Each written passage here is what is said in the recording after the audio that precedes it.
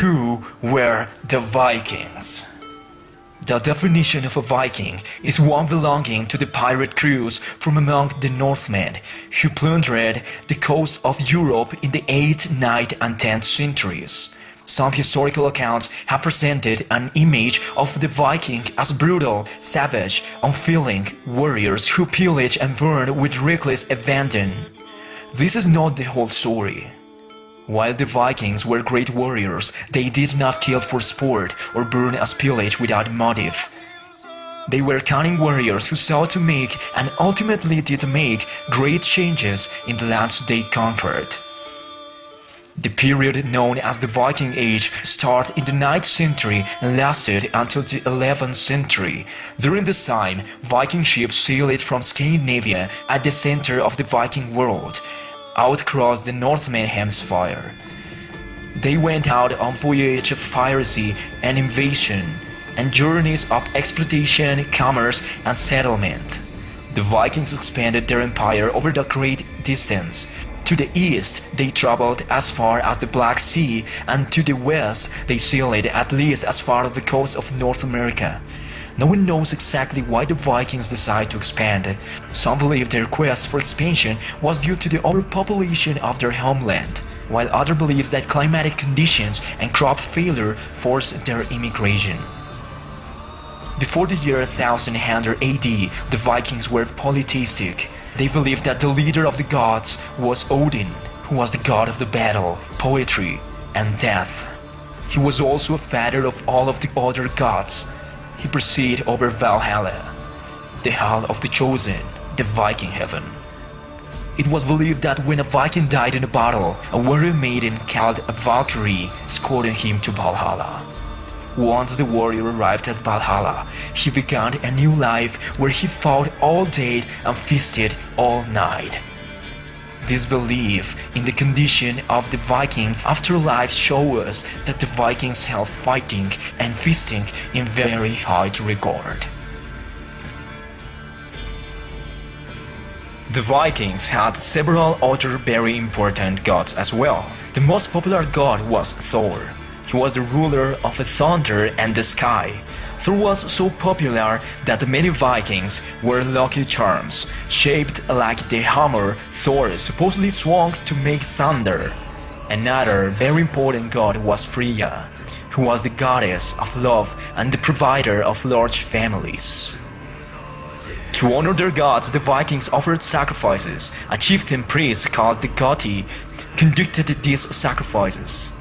They were held either inside a temple or at sacred location outside. Vikings could offer anything of value to be sacrificed. Precious metals, clothes, and other inanimate items were buried or thrown in a vat. Sacrificial animals were eaten. The greatest sacrifice of all was to give up a son. This happened on a number of occasions, but one in particular stands out.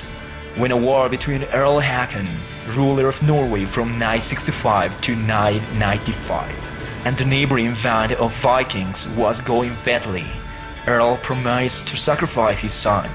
The battle changed immediately and Earl's Viking defeated the neighboring Vikings with minimal losses. Earl gave his son to the servant to be put to death. After the Vikings converted to Christianity, sometimes between 1050 and 1100 AD, the practice of making sacrifices ended. In Viking society, there were three classes of people. They were devotees, jarls, and trolls. Although the Vikings shared many customs, a common religion, and a language called Old Norse, they were not a unified nation. They did, however, have a very definite code of behavior. Their first loyalty was to their clan, and secondly, they were loyal to their local community. Each year, these communities held meetings called things. The purpose of these meetings was to allow free men to vote on their leader and laws. Before the years 800 AD, the Vikings were many scattered tribes. Sometimes after 800 AD, Denmark, Norway, and Sweden, three important Viking kingdoms, began to take shape. New Viking communities were established in Iceland and Greenland as well. Even with the emergence of these new kingdoms, the Vikings never had one central government. Each kingdom had its own hierarchy and leadership.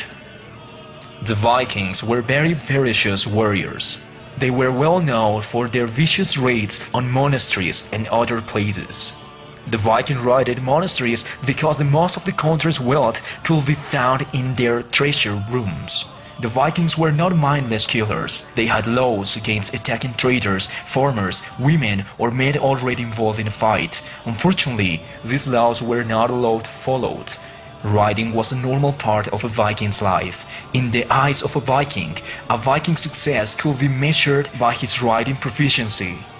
The Vikings were most feared because they used the seas as their highways. They could show up quickly and were nearly impossible to track. The Vikings were very skilled shipbuilders and navigators and only sailed between the months of April and early October. Their ships had a maximum speed of about 7 knots under oars. They were usually around 76 feet long.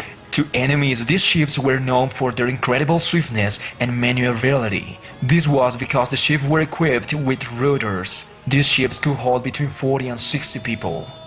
The Viking Age ended when many states in Europe developed the feudal system. This system gave the local lords wealth and property in exchange for their service as cavalry soldiers in the army. The Viking raiders were no match for these heavily equipped, well-trained soldiers. Consequently, the Viking settlements were crushed by these armies. During their existence, the Vikings had a definite impact on world history that will never be forgotten.